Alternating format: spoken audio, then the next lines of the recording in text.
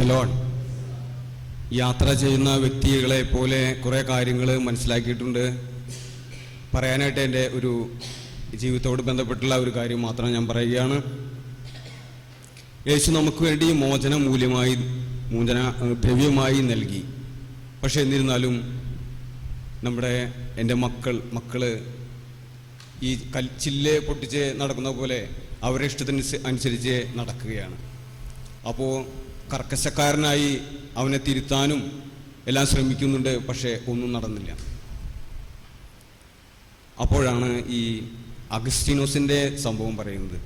അഗസ്തീനോസ് പറയുകയാണ് അംബ്രോസ് പിതാവിനോട്, ഞാൻ നന്നാവാൻ പരിശ്രമിക്കുന്നുണ്ട്. അംബ്രോസ് പിതാവ് പറഞ്ഞു, യേശുവാണ് നിന്നെ രക്ഷിക്കുന്നത്,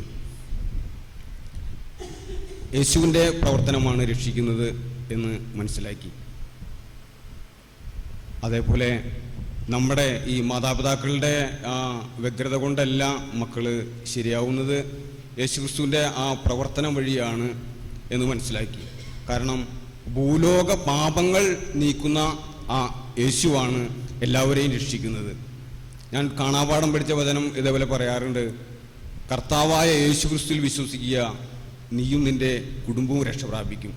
മാതാപിതാക്കൾ യഥാർത്ഥമായിട്ട് ഈ അറിവിലേക്ക് വിശ്വാസത്തിലേക്ക് വരുമ്പോൾ ആ കൃപ മക്കളിലേക്ക് ഒഴുകി അവരും രക്ഷ പ്രാപിക്കും എന്നുള്ള എൻ്റെ അനുഭവമാണ്, അല്ലെങ്കിൽ ആ ബോധ്യം എനിക്ക് ലഭിച്ചിരിക്കുന്നു. Praise the Lord.